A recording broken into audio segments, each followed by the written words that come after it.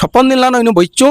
आमर धान नहीं बिकबार जाए आम घर के नहीं जाऊँ। संयुक्त कृषक संगठन उपदेष्टा रमेश महापात्र आपड़ देखुए बरगढ़ कलेक्टर ऑफिस सामनानु धान पकई करी पाखापाखि 56 दिन लान चाषी मैंने आम मैंने समस्त धारणार बसचु कारण गला खरीफ सीजन धान आम बिक्री कर नुई पार्बार तेल जिते बेले ओडिशा सरकार गोटे डिक्लेरेसन कले रेजिस्ट्रेशन करवार लगी से समय आम समस्त कागज पत्र ठीक टाइम रे देकरी आम रेजिस्ट्रेशन हो ना पार्लु जार फल कि विधायक मूल करी जिला प्रशासन एंता कि मुख्यमंत्री पर्यंत लेखिक जनाला परे कौन सी आमर दाबी पूरण नाला परे आमे नवेम्बर 10 तारिख नु कलेक्टर ऑफिस सामने धारणा बसलु से पर्यायर धारणा पाखापाखि 11 दिन थिला 11 दिन पर अताबिरा विधायक आसिक कहले जे समस्त चाषी टोकन दिज्व समस्ते धान बिक्री करें तार संगे संगे जदि कौन चाषी असुविधा हेले व्यक्तिगत भाव में मुझे दायी अच्छे बास धान घिना बिका दायित्व मोर है बोले एड़े बड़ प्रतिश्रुति सुनला परे समस्त चाषी भाई मान गोटे मन भितर उत्साह है से दिन आंदोलन के आम जगह पोस्टपोन करी आम मैंने धान बिक्री करवार लगे लगी पड़लु 28 तारिख दिन किसी चाषी टोकन आसला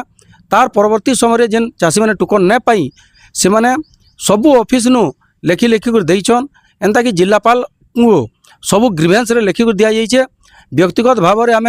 जनवरी मासे गोटे आंदोलन करी जिलापाल को लेखि कर देलु तार परवर्ती समय जेते बेले किए किसी आमर कथा नहीं सुनले आम बाध्य होकर मार्च मासर 5 तारिख रे पहलारू 15 पैकेट धान जिलापाल ऑफिस रे पकालु जेनटा कि तार आर दिन चोरी हो गला तार परवर्ती समय आम मार्च 9 तारिख दिन 52 बस्ता पैकेट धान आनिक जिलापाल ऑफिस में पकईकरी धारणार बसचु एवं विशेषकर संग्रा टिकरा मंडी रे पाखापाखि 30 ରୁ 40 हजार पैकेट धान आज भी चाषी मानकर असुरक्षित अवस्था पड़ी रही आम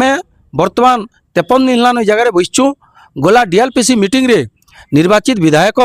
तार संगे संगे जिलापाल कहले ये व्यक्तिगत भाव में चाषी मैंने नहीं दे जिन लगे आम भेरिफिकेसन कर नहीं पार्बार और प्रकृत में किए नुए धान बिका आम जानी नहीं पार्बार तार परवर्ती समय 25 तारिख बरगढ़ चाषी मैंने व्यक्तिगत भाव में जिलापाल को लेखिक देइछन संग्रा टिकरा मंडी नु पाखापाखि 162 जन लेखिक देला परे जिलापाल गोटे 10 जणिया कमिटी संगे आलोचना कले एवं कहीचन 15 दिन जाए यहाँ भेरिफिकेसन है 15 दिन पर धान घिना बिका जा बोलिकी आपण मैंने थोड़े विचार कर देखुन आज्ञा जेन जगह आम 2 मास लान धारणार बसचु आउर 15 दिन फिर बस बोलिक कहून नुआ धान